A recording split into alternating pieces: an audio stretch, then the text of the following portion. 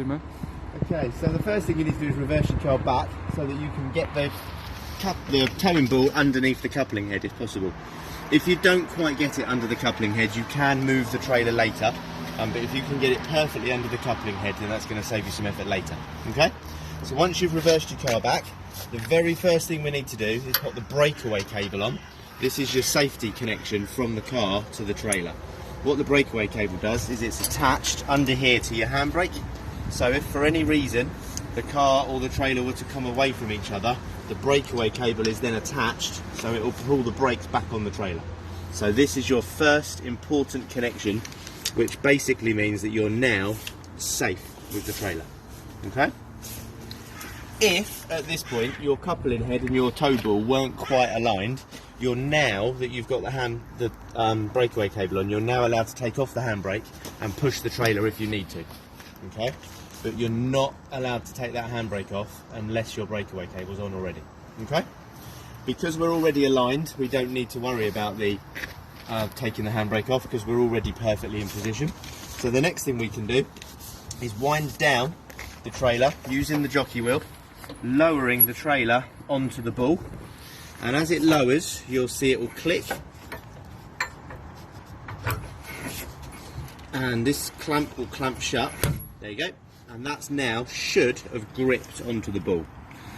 We do need to check that's gripped on properly though. So now we'll go the other way and we'll lift the car up a little bit, just a couple of centimetres to an inch to two maximum. Just watch the back of the car lift so that you can see that the trailer, as you can see, the car's lifted a bit. This means if it wasn't attached it would have popped off by now.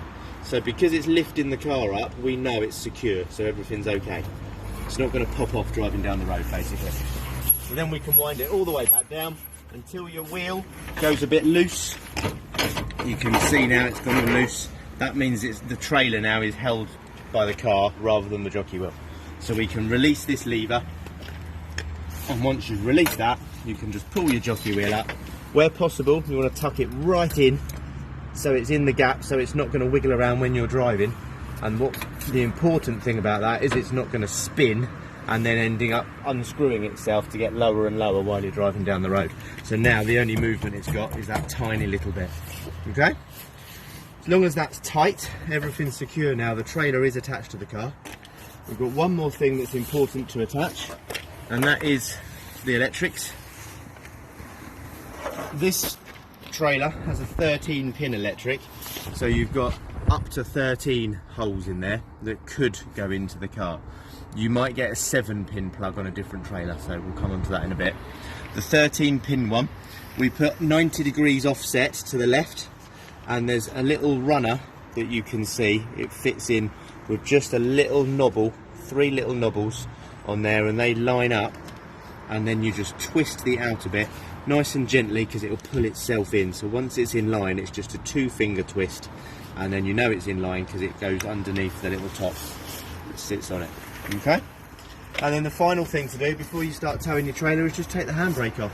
We always leave this till last because the handbrake's always secure then. But once everything else is done, push your handbrake down, and then you're finished. You're good to go. One thing you would do before you go anywhere is then check your lights work.